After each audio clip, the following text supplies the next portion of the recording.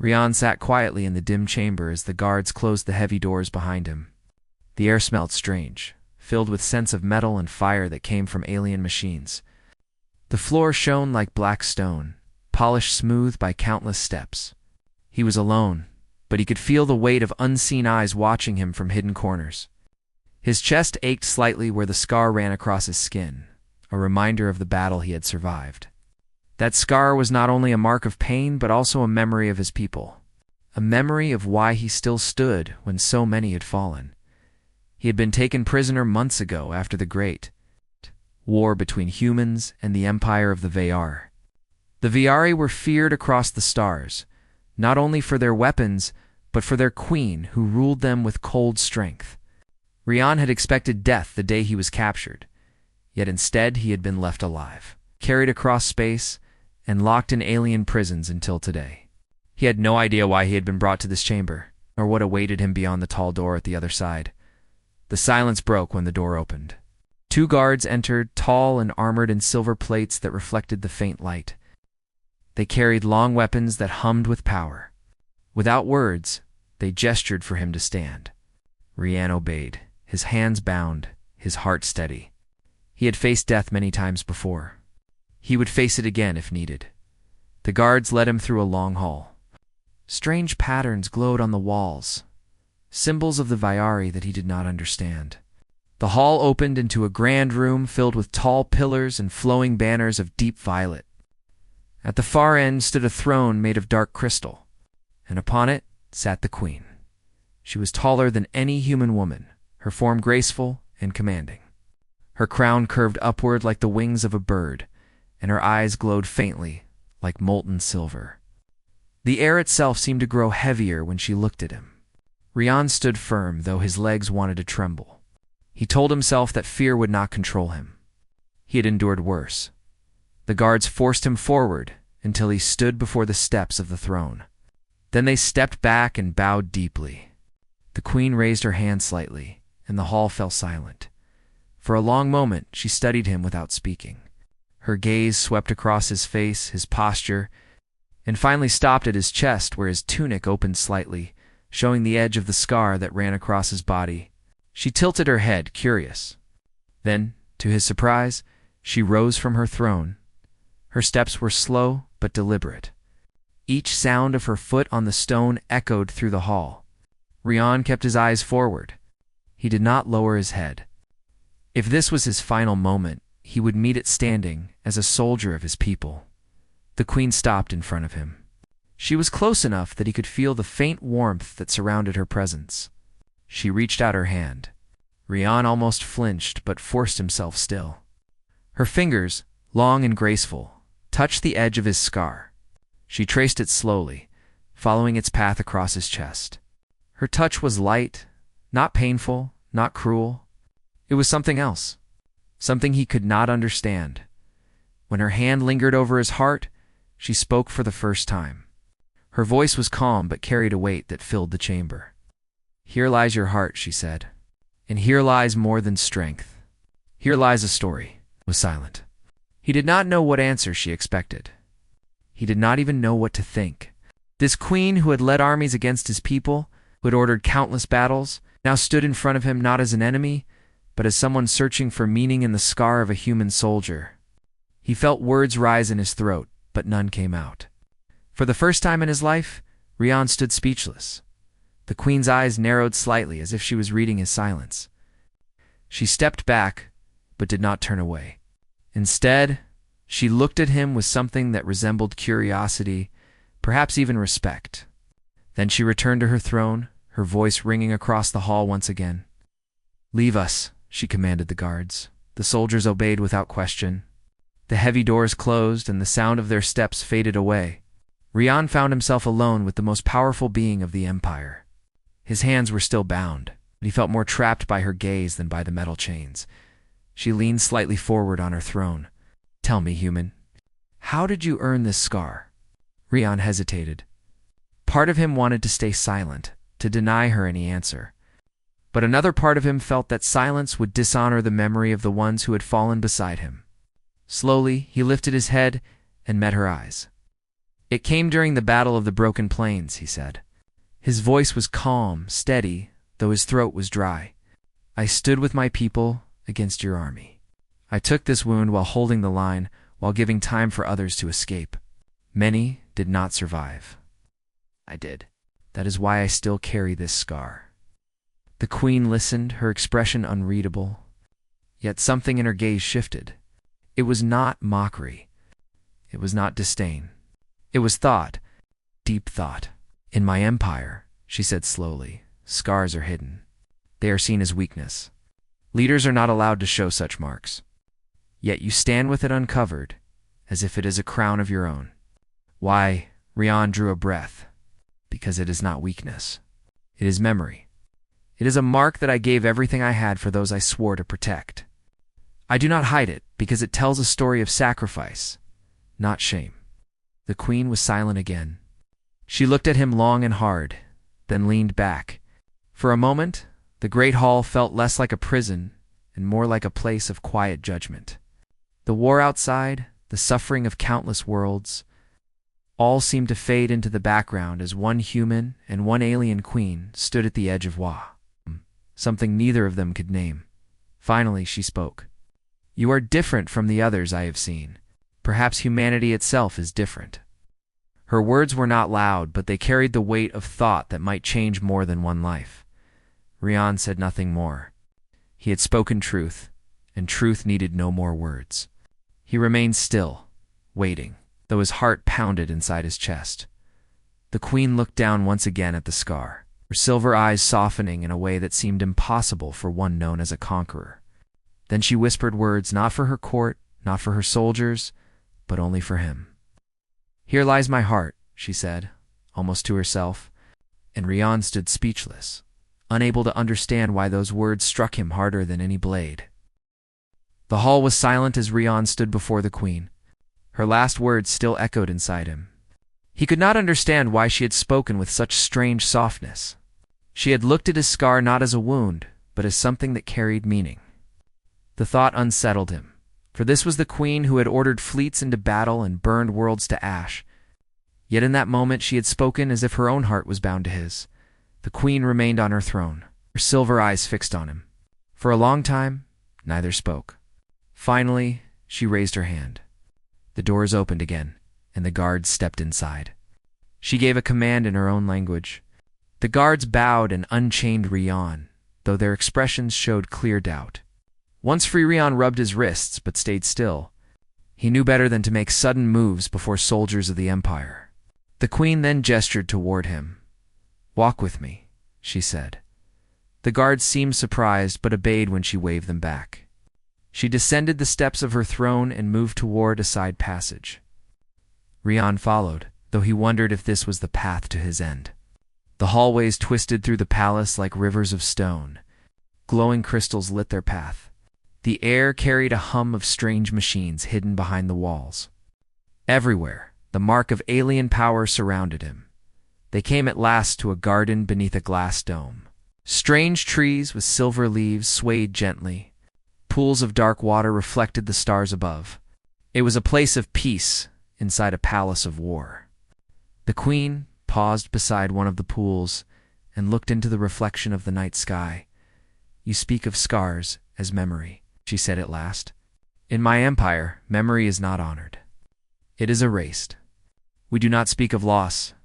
We bury it under silence. Yet you hold it openly. Why? Rian did not answer at once.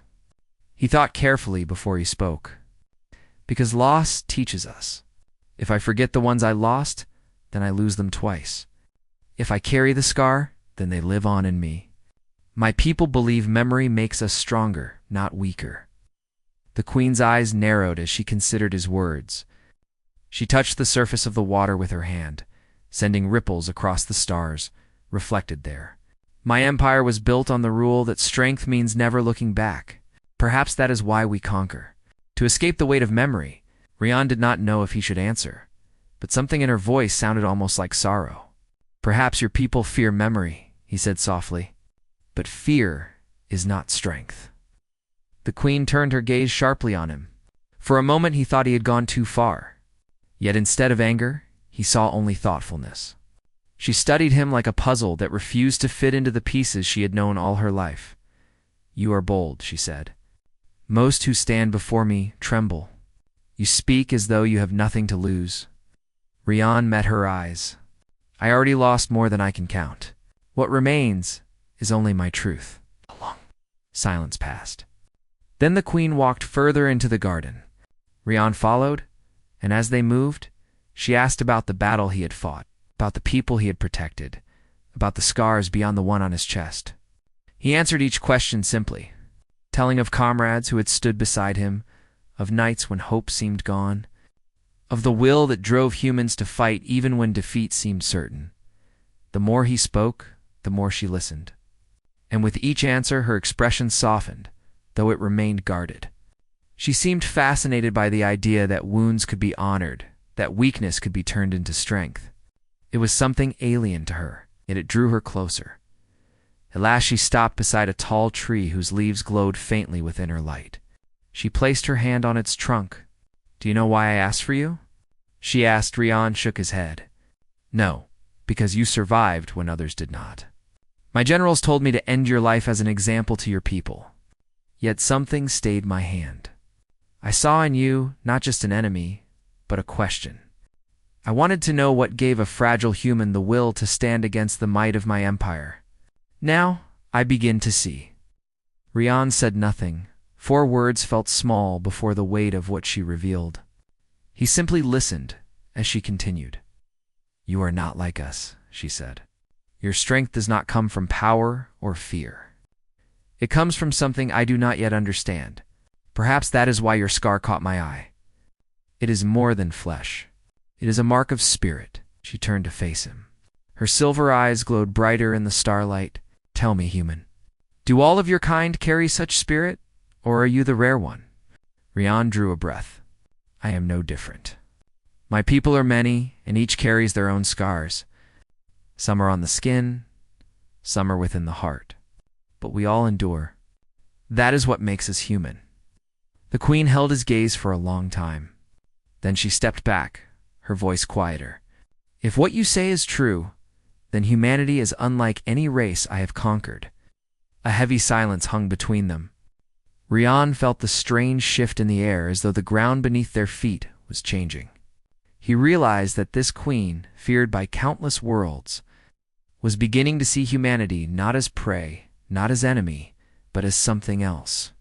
Something she could not yet name. Their moment was broken when a shadow moved in the distance. One of her advisors approached quickly, bowing low before speaking in a hurried voice. The queen's expression hardened. The advisor whispered about unrest in the empire, about generals demanding action against the humans. Rian caught only fragments, but enough to know that danger still surrounded his people. The queen dismissed the advisor and turned back to Rian. Her calm had returned, but her eyes carried a storm within.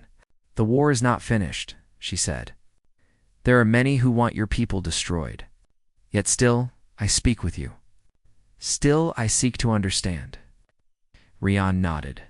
"Understanding is the only path to peace." She looked at him for a long time. Then she stepped closer once more and reached out as she had before. Her fingers brushed his scar again, gently, as if she sought answers in the lines of flesh. "This mark carries more weight than I first thought," she whispered. "Perhaps it carries the hope of 2 peoples." Rian stood still, unable to find words. He had faced battle without fear, but standing in that quiet garden beneath alien stars, with the queen of his enemies tracing the mark of his survival, he found himself speechless again. And somewhere deep inside, he felt the first faint thread of a bond forming. One that might change the fate of more than just his own heart. The days that followed were heavy with silence. Rian remained within the palace, though no chains bound him now. Guards shadowed his every step, their armor glinting in the torchlight. Yet he was granted freedom to walk through certain halls and gardens. It was strange, for he was still a prisoner, but treated with a kind of wary respect. He did not understand the reason fully, though he suspected the queen's command was the only shield keeping him alive. The queen summoned him often. She questioned him about his people, their ways, their history. Sometimes her questions were sharp, as if she sought to find weakness. But other times they were thoughtful, almost gentle. Rian answered honestly, for he had no interest in lies. He spoke of human endurance, of their will to rise again after loss, of the way families and villages stood together even when the world fell apart around them. The queen listened, her silver eyes watching him closely, her mind searching for truths hidden behind his words. One evening, as the twin moons of the Viari world rose high above the palace dome, Rian stood in the garden where silver trees whispered in the wind. He had come to find calm, but instead he found unease. For beyond the walls, unrest stirred. He had overheard guards speaking in low voices. Generals were gathering, questioning the queen's patience with this human. Some called him a danger, a symbol of defiance. Others said he was nothing but a weakness she could not afford. The whispers grew louder each day, like a storm building at sea. The queen herself did not hide the truth from him. When she next summoned him to the throne hall, her expression was colder than before. "There are those who wish to see you destroyed," she said. Her voice carried no hesitation. "My generals fear your kind. They say if one scarred soldier can stand so boldly before me, then an army of your kind could rise like fire. They do not want you alive." Rian stood tall, though his heart quickened. "Then why am I still alive?" he asked. The queen's gaze lingered on his chest, where the scar was half hidden beneath his tunic. "Because you are proof of something I do not yet understand. My empire is strong, yet it trembles at memory. You carry memory as strength. That unsettles them, but it interests me." The hall fell into silence again. Rian felt the weight of invisible lines being drawn around them. The queen was torn between two worlds, her empire demanding cruelty, and her own thoughts pulling her towards something different. He could see the struggle in her eyes, though she did not speak of it openly. The tension grew worse when news came from the outer provinces. Another human settlement had been discovered, small but defiant. Instead of surrendering, they had fought to the last. Word of their resistance spread quickly, igniting flames of anger among the Viari generals. They declared that humans were too dangerous to tolerate, that extermination was the only answer. In the council chamber, voices rose like thunder. Rian was not present, but he could feel the storm in the air when guards passed by, their steps heavier, their eyes sharper. Later that night, the queen called Rian to the garden again. The stars shone bright above them, scattered like diamonds across the dark. She stood by the pool, her reflection rippling on the surface. "Your people resist even when defeat is certain," she said softly. "Why? What drives them to fight when there is no hope?" Rian thought for a long moment. His voice was steady when he answered, "Because hope is not always about winning. Sometimes hope is about standing until the end, so the memory of courage can live on. Even if a village falls, the story of their stand can inspire others. That is why we fight." The queen lowered her gaze. Her hand brushed the water again, breaking her reflection into scattered waves. "My generals do not understand this. They believe survival is only found in conquest. Yet your words tell me survival can be found in sacrifice." She looked at him again, and her eyes softened with something that might have been sorrow. "It is a dangerous thought. If I speak it aloud, I risk losing the loyalty of my own people." Rian said nothing. He knew her struggle was not his to solve. Yet in that silence, a strange understanding grew between them. She was bound by chains of her empire, just as he had once been bound by chains of iron. Both sought freedom in different ways. Days passed. Whispers turned into shouts. The generals pressed harder, demanding action. Some even gathered their own followers, preparing for defiance. Rian could feel the storm building around the queen, and though he was her prisoner, he feared not for himself, but for what might come of his people if she yielded to her generals. Fury. The breaking point came when a council of war was called. The queen stood before her lords and advisers, her silver crown catching the light of the hall. Rian was brought forward, forced to stand at her side as if he were nothing more than a symbol of weakness. Voices rose all around, sharp and merciless. "End him," one general shouted. "His people spread like fire. Crush them before the flames consume us." "Show no mercy," another demanded. Weakness now will destroy us later. The queen raised her hand, silencing the hall. Her gaze swept over her generals, cold and sharp. You fear him, she said. You fear his people. Yet fear is not the way of rulers. Strength is not the absence of fear, but the mastery of it. The hall murmured, uneasy. Some bowed their heads, others clenched their fists. Rian stood in silence, his scar burning as if the memory of his battle was alive once more. He knew his fate balanced on the edge of her words. At last the queen dismissed the council. The generals left with anger heavy in their steps. Rian remained. When they were alone, she turned to him. For the first time he saw the weight of doubt on her face. They will not be silent, she said. They see you as a danger, and in truth, perhaps you are. Yet I cannot turn away from what you represent. I must decide soon, or they will decide for me. Rian's voice was quiet but strong. Do what you believe is right. Not for me, but for your own people. If they fear memory, then perhaps it is time they learn its strength. The queen studied him for a long moment. Then she reached out once more, tracing the scar across his chest. Her touch lingered as her voice dropped to a whisper. This mark troubles them because it tells a story they cannot erase. Perhaps that is why I cannot look away. In that moment, Rian understood that the bond between them was no longer curiosity alone. It had grown into something deeper, something that frightened even her. And though the storm of rebellion gathered outside the palace walls, inside the garden of silver trees, a fragile connection held steady between a scarred human and the queen of an empire. The palace was no longer calm. The halls that once carried silence now trembled with footsteps of soldiers. Rumors spread like sparks in dry grass. Generals whispered in secret corners. Servants spoke in hurried voices, their eyes darting toward the shadows. Rian felt the change even when no words reached his ears. Something dangerous was coming, and it would not wait long. The queen still met with him, but her face carried the weight of storms. Her questions grew sharper, as if she was testing not only his words but also his strength. Sometimes she asked about battle, sometimes about loss, and sometimes about what it meant to stand alone.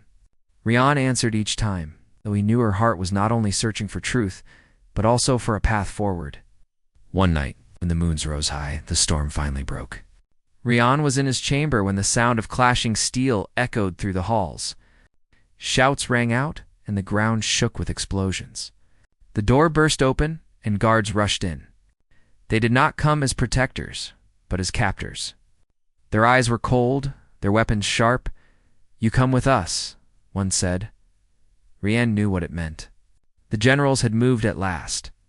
He was dragged through the corridors, past scenes of chaos. Fires burned in the distance. Loyal soldiers of the queen fought against armored rebels. The palace itself had become a battlefield. At last they brought him to the council hall, now taken by the warlords. The banners of the queen had been torn down. In her place stood generals clad in heavy armor, their faces filled with hatred. One of them, taller than the rest, pointed at Rian. This is the human who poisons her mind, the general declared. This is the weakness that has made her falter. His life ends tonight. Rian stood still. His hands were bound, but his eyes were calm. He knew this might be the end, but fear did not rule him. He remembered his comrades, the ones who had fallen at the broken plains, the ones whose memory lived in his scar. If he was to die, he would die with silence, not begging. The generals prepared the execution. A blade was raised. Yet before it could fall, a voice thundered across the hall. Enough. The doors crashed open. The queen entered, her crown shining in the firelight. Her guards followed, still loyal, though fewer in number. The hall fell into a hush as she strode forward. You dare raise your hands in my palace, she said, her voice like steel. You dare decide the fate of my prisoner without my word? One of the generals stepped forward, his weapon drawn. You are no longer fit to rule, he spat. You have grown weak. You listen to the words of this human instead of the voice of your empire. We will end both of you and rebuild strength on the ashes. The queen's eyes blazed. Strength is not built on ashes. It is built on truth. And the truth is, that this human has shown more honor than all of you. Ow! The generals roared in anger. The hall erupted into battle. Swords clashed, energy weapons lit the air, and cries rang out as soldiers fought soldier. In the chaos, Rion was thrown aside, still bound. He watched as the queen herself stepped into the fray. She fought with grace and fury, her blade cutting arcs of light through the shadows. Every movement carried the weight of command. Rion struggled against his bonds. At last he broke free, seizing a fallen weapon from the ground. Though he was only one man among aliens, he stood at the queen's side, guarding her flank as if it were the battlefield of old. The warlords pressed hard, their blades striking with rage. One sneered as he swung at Rion. "You should have died with your kind." Rion blocked the blow and answered calmly, "My kind does not die so easily." The clash raged on. Fire spread across the banners. The air grew heavy with smoke, yet the queen and Rion stood together, holding the line. For every strike against them, they answered with unshaken will. And though he was only human, Rion fought with a spirit that startled even the hardened warlords at last. The queen raised her voice above the battle. "Listen to me, all of you. You call scars weakness. You call memory shame. But look here. This man bears a scar, and yet he stands unbroken. He fights not for conquest, not for power, but for honor. That is true strength." Her words cut deeper than any blade. Some soldiers faltered. Others lowered their weapons, uncertain. The warlords roared again, calling her a traitor. But the seed of doubt had already been planted. The largest warlord charged forward, aiming his strike at the queen's heart. Rion moved without thought, stepping in the path of the blow. The blade slashed across his shoulder, tearing flesh, but he did not fall. With a cry, he drove his weapon forward, striking the warlord down. Blood ran down his arm. His vision blurred, yet he stood tall. The queen caught him before he could stumble, her silver eyes burning with something fierce and unspoken. The remaining rebels wavered. Some fled, others surrendered. The hall fell silent once more, save for the crackle of flames. The revolt was broken. The queen held Rion steady, her hand pressing against his wound. She looked at him not as a prisoner, not as an enemy, but as something far more. Her voice dropped to a whisper, though it carried through the silence. "A scar is not weakness," she said. "It is a mark of honor. And you, human, have shown me what my people have forgotten." Rion tried to answer, but no words came. Pain gripped him, yet he felt strangely calm. The queen's words filled the hall more strongly than any victory cry. She stood tall, still holding him close. To the soldiers who remained, she declared, "The age of fear ends tonight. We will no longer call memory weakness. We will no longer hide our scars. Strength is not found in conquest alone. It is found in the will to endure." Her words struck deep. For the first time, the Empire's soldiers looked not with fear, but with respect. The rebellion was crushed, not only by sword, but by truth. And as the fires burned low, Rion stood beside the queen, silent yet unbroken, knowing that this trial had changed not only their fate, but perhaps the fate of an entire empire. The palace was quiet now, though the air still smelled of smoke and ash. Fires that had raged the night before had burned low. Soldiers moved cautiously through the halls, tending to the wounded and clearing debris. Outside, the city was silent. The once feared streets now marked with the aftermath of the revolt. Rion walked beside the queen, his shoulder bandaged where the warlord's blade had cut him. Every step felt heavy, yet lighter than before. But he had survived not only the battle, but the test of spirit that had defined the day. The queen's eyes were fixed on him. For the first time, she did not speak of orders or wars. She did not question him or demand his words. She simply looked, studying the scar across his chest, as if it held a story she had long searched for. Rion felt a strange heat rise within him, not from pain but from the weight of her attention. "You stood without fear," she said quietly. "You could have fallen. You could have chosen silence or surrender. Yet you stood. And in standing, you changed more than your own fate. You have changed mine." Rion lowered his gaze, unsure how to respond. He had never thought of himself as more than a soldier, a survivor, yet her words pressed against him with a force stronger than any enemy. "I did only what was needed," he said. His voice was soft but firm. "For my people, for the memory of those who could not stand." The queen stepped closer.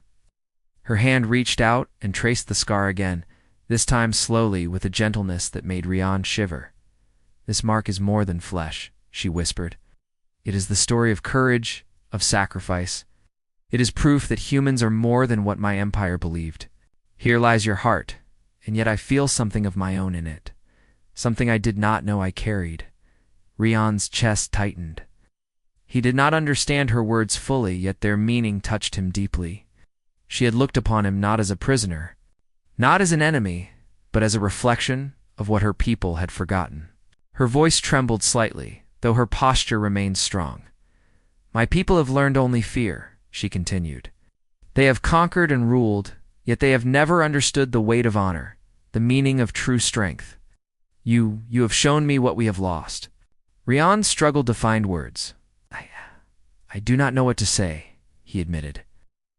"I only know that humans survive by standing together, by carrying their wounds, and by honoring those who have fallen. That is all I know." The queen nodded slowly. She lowered her hand from his chest, but did not step back. "Perhaps that is enough," she said. "Perhaps it is all that is needed. Your people have taught me something no victory or conquest ever could. That is why I cannot turn away from you, nor from what you represent." They moved together through the palace, the halls still scarred by the revolt. But their steps were quiet now, free from the rush of battle. Outside the dome, the first light of dawn touched the silver trees. Brienne looked up at the sky, the two moons fading into soft morning light. For the first time, he felt not fear, but hope. The queen paused by a balcony overlooking the city. She watched the streets below where humans and Vieri soldiers worked side by side to repair damage. Her voice was soft but steady. "The war between our peoples need not continue. It can end not with treaties alone, but with understanding, with respect, with memory. I see now that humanity is not merely to be feared, but to be honored." Rian turned to her. "Your words mean more than any weapon," he said. "If your empire learns this, then perhaps the cycle of war can end. Perhaps humans and Viari can stand together, not against each other, but as allies." The queen smiled faintly, though her eyes still carried the weight of her crown. She reached for his hand, an act of trust and recognition. "This bond," she said, "is more than a gesture. It is proof that hearts can change, that even those hardened by conquest can learn from a scarred human. You have taught me the meaning of courage and compassion in ways I never imagined." Rian felt the warmth of her hand, and in that simple touch, he understood what her words meant. For centuries, the Viari had ruled through fear and power. Yet here, in the quiet of a dawn-touched palace, the mightiest ruler in the galaxy had learned to honor the strength of a human heart. "Your people will remember this," he said softly, "and I will remember this too. Not as a victory, not as survival, but as proof that standing with honor can change the fate of many." The queen's gaze returned to the scar.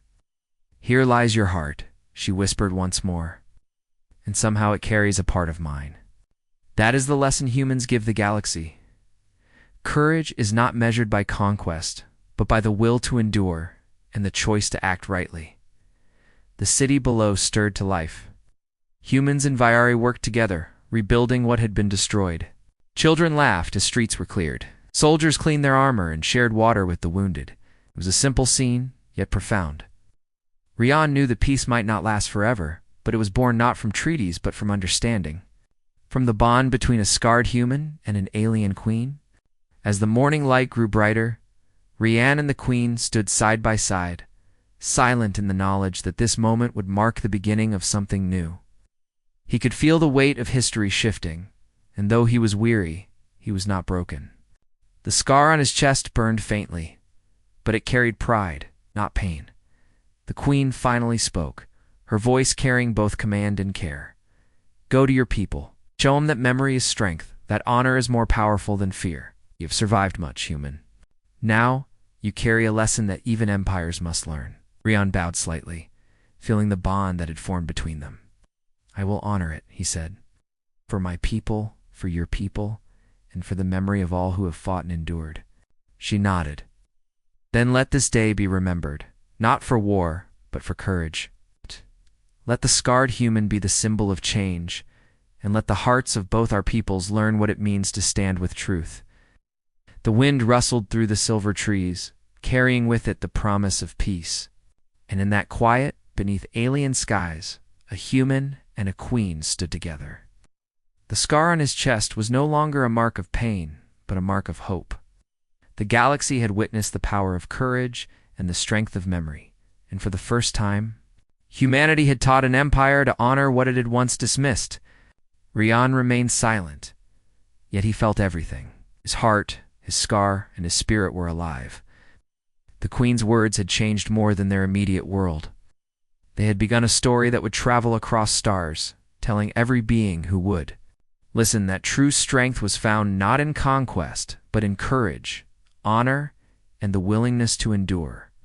And in that moment, beneath the twin moons fading into daylight, the galaxy understood that humans could not only survive, they could teach, inspire, and transform even the hardest hearts.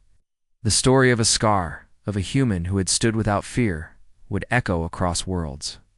It was the beginning of a new chapter, one written not in blood alone, but in the hearts of those who chose to see strength where others saw weakness.